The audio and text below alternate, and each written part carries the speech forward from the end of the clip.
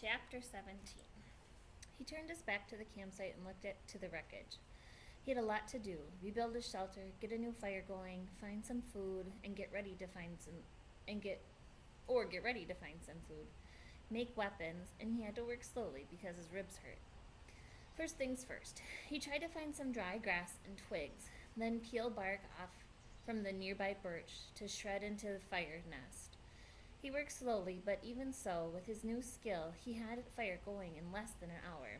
The flames cut the cool, damp morning, crackled, and did much to bring his spirits up, not to mention chasing away the incessant mosquitoes.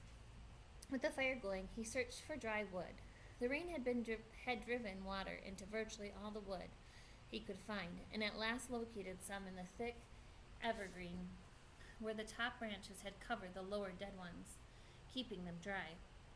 He had great difficulty breaking them, not being able to pull much with his arm or chest muscles, but finally got enough to keep the fire going all day and into the night. With that, he rested a bit, eased his chest, and then set about getting the shelter squared away. Much of the food from his original wall was still nearby, and up in the back of the ridge he actually found a major section of the weave still intact. The wind had torn it down, lifted it, and thrown it to the top of the ridge, and Brian felt quite lucky once more that he had not been killed or more seriously injured, which would have been the same, he thought. If he couldn't hunt, he would die, and if he were injured badly, he would not be able to hunt. He jerked and dragged wood around until the wall was once more in place, crudely, but he could improve it later.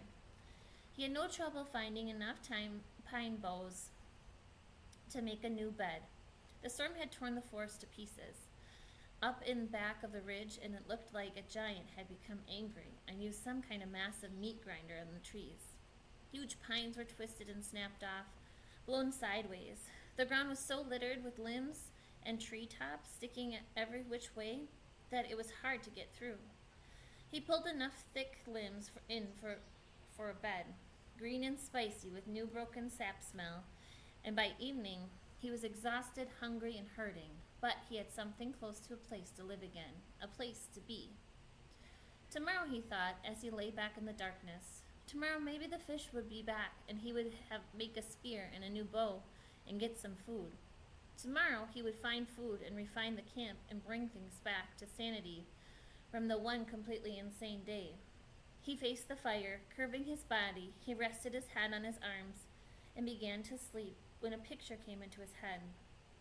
The tail of the plane sticking out of the water. There it was, the tail sticking up.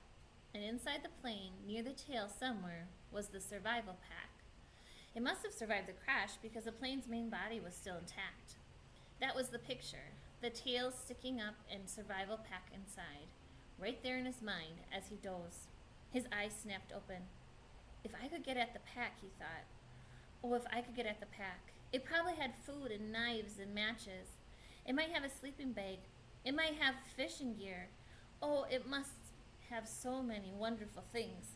If I could get to the pack and just get some of those things, I would be rich. So rich if I could get at the pack tomorrow. Tomorrow. He watched the flames and smiled. Tomorrow I'll see. All things come tomorrow.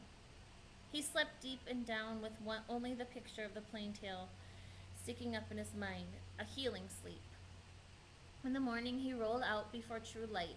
In the gray dawn he built up the fire and found more wood for the day, feeling almost chipper because his ribs were much better now. With camp ready for the day, he looked to the lake. Part of him half expected the plane tail to be gone, sunk back into the depths, but he saw that it was still there, didn't seem to have moved at all. He looked down at his feet and saw that there was some fish in the fish pen, looking for a tiny bits of bait still left from before the wind came. He fought impatience to get on the plane project and remembered sense, remembered what he had learned. First food, because food made strength. First food, then thought, then action. There were fish at hand here, and he might not be able to get anything from the plane. That was all a dream. The fish were real and his stomach, even his new shrunken stomach, was sending signals that it was savagely empty. He made a fish spear with 2 points, not peeling bark all the way back, but just working at one pointed end. It took him an hour or so, and all the time he worked, he sat looking at the tail of the plane, sticking up in the air, his hands working on the spear, his mind working on the problem of the plane. When the spear was done, although still crude, he jammed a wedge between the points to spread them apart and went to the fish pond. There were not clouds of fish, but at least 10, and he picked one of the larger ones, a round fish with almost 6 inches long. He put the spear point in the water, held it, then thrust with a flicking motion of his wrist when the fish was just above the point. The fish was pinned neatly, and he took 2 more with the same ease, then carried all 3 back to the fire. He had a fish board now, a piece of wood he had flattened with a hatchet that leaned up by the fire for cooking fish, so he didn't have to hold a stick all the time. He put 3 fish on the board, pushed sharpened pegs through the tails into the cracks on the cooking board, and propped it next to the reddest part of the coals. In moments, the fish were hissing and cooking with the heat, and as soon as they were done, or when he could stand the smell no longer, he picked up the steaming meat from under the loosened skin and ate it. The fish did not fill him, did not come close. Fish meat was too light for that, but they gave him strength. He could feel it moving into his arms and his legs, and he began to work on the plane project. While making the spear, he had decided that what he would have to do was make a raft and push paddle the raft to the plane and tie it there for a working base. Somehow he would have to get into the tail, inside the plane, rip or cut it his way in, and however he did, he would need an operating base of some kind, a raft, which he found ruefully was much easier said than done. There were plenty of logs around. The shore was littered with driftwood, new and old, tossed up, scattered by the tornado, and it was a simple matter to find 4 of them about the same length and pull them together. Keeping them together was the problem. Without rope or cross pieces and nails, the logs just rolled separated. He tried wedging them closer together, crossing them over each other. Nothing seemed to work, and he needed a stable platform to get the job done. It was becoming frustrating, and he had momentarily lost his temper, and he would have, as he would have done in the past when he was the other person.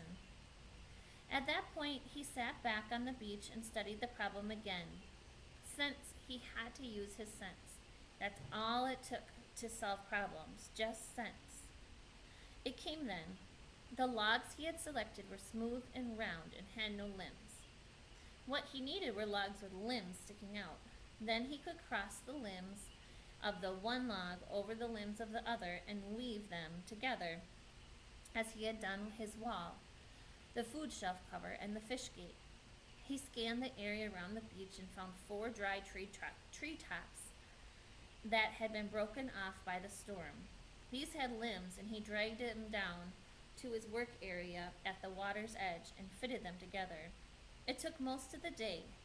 The limbs were cluttered and stuck any which way, and he would have to cut 1 more to make another fit, then cut one from another log to come back to the first one. Then still another from the 3rd log would have to be pulled in. But at last, in the late afternoon, he was done with it, and the raft, which he called Brush Pile 1 for its looks, hung together even as he pulled it into the water off the beach. It floated well, if low in the water, and in the excitement he started for the plane. He could not stand on it, but he could swim, but he would have to swim alongside. He was out in chest-deep depth when he realized he had no way to keep the raft at the plane. He needed some way to tie it in place so he could work from it. I can't read right now. And for a moment, he was steamed. He had no rope, only the bowstring and the other cut shoestring in his tennis shoes. which were now looking close to dead, his toes showing at the tops. Then he remembered his windbreaker, and he found the tattered part of for he used for an arrow pouch. Ooh, excuse me. He tore it into narrow strips and he tied them together to make a rope or tie down about 4 feet long. It wasn't strong. He couldn't use it to pull a Tarzan or and swing from a tree, but it should hold the raft to the plain. Once more he slid the raft off the beach and out into the water until it was chest deep. He had left his tennis shoes in the shelter, and when he felt the sand turn to mud between his toes, he kicked off the bottom and began to swim. Pushing the raft, he figured, was about like trying to push an aircraft carrier. All the branches that stuck out down into the water dragged and pulled the logs themselves fought any forward motion, and he hadn't gone 20 feet when he realized that it was going to be much harder than he thought to get the raft to the plain. It barely moved, and if he kept going this way, he would just about reach the plain at dark. He decided to turn back again, spend the night, and start early in the morning. As he pulled the raft once more onto the sand and scraped it dry with his hand. Patience was, but he was better now, but impatience still ground at him a bit. So he sat at the edge of the fish pond with the new spear and took 3 more fish, cooked them up and ate them, which helped to pass the time until dark. He also dragged in more wood, endless wood, and then he relaxed and watched the sun set over the trees in the back ridge. West, he thought. I'm watching the sun set in the west. And that way was north, where his father was. And that it was east, and that was south. And somewhere to the south and east his mother would be. The news would be on the television. He would visualize more easily his mother doing things than his father because he had never been to where his father lived now. He knew everything about how his mother lived. She would have the small television on in the kitchen counter small television on the kitchen counter on, and be watching the news and talking about how awful it was in South Africa, or how cute the baby in the commercial looked, talking and making sounds, cooking sounds. He jerked his mind back to the lake. There was great beauty here, almost unbelievable beauty. The sun exploded the sky, just blew it up with setting colors, and the color came down to the water of the lake, lit the trees.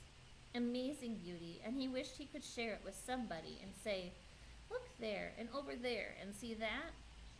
But even alone it was beautiful, and he fed the fire to cut the night chill. There it is again, he thought. The late summer chill to the air, the smell of fall. He went to sleep thinking a kind of reverse question. He did not know if he would ever get out of this, could not see how it might be. But if he did somehow get home and go back to living the way he had lived, would it be just the opposite? Would he be sitting watching television and suddenly think about the sunset up in the back of the ridge and wonder how the color looked in the lake? Sleep. I think he should be worried about winter coming. In the morning, the chill was more pronounced, and he could see tiny wisps of vapor from his breath. He threw wood on the fire and blew until it flamed, then banked the flames to last and went down to the lake. Perhaps because the air was so cool and the water felt warm as he waded in. He made sure the hatchet was still at his belt and the raft still held together, then set out to pushing the raft and kick swimming toward the tail of the plane. As before, it was very hard going. Once an eddy of breeze came up against him, and he seemed to be standing still. And by the time he was close enough to the tail to see the rivets of the aluminum, he had pushed and kicked for 2 hours, was nearly exhausted, and wished he had taken some time to get fish or two and had breakfast. He was also wrinkled as a prune and ready for a break. The tail looked much larger when he got next to it, with the major part of the vertical stabilizer showing and perhaps half of the elevators. Only a short piece of the top of the fuselage, the plane's body toward the tail, was out of the water, just a curve of aluminum. and at first he couldn't see no place to tie the raft. But he pulled himself along the elevators to the end where he found a gap that went up by the hinges where he could feed his rope through. With the raft secure, he climbed on top of it and lay on his back for 15 minutes, resting and letting the sun warm his body. The job, he thought, looked impossible. To have any chance of success, he would have to be strong. Be strong when he started. Somehow, he had to get inside the plane. All openings, even the small rear cargo hatch, were underwater, so he couldn't get to them without diving and coming up inside the plane, where he would be trapped. He shuddered at the thought and then remembered what was in front of the plane, down at the bottom of the lake, still strapped in the seat, the body of the pilot, sitting there in the water. Brian could see him, the big man with hair waving up in the current, his eyes open. Stop, he thought. Stop now. Stop that thinking. He was nearly at the point of swimming back to shore and forgetting the whole thing. But the image of the survival pack kept him. If he could get it out of the plane, or if he could just get it into it and pull something out, a candy bar, even that, just a candy bar, it would be worth it. But how to get inside the plane?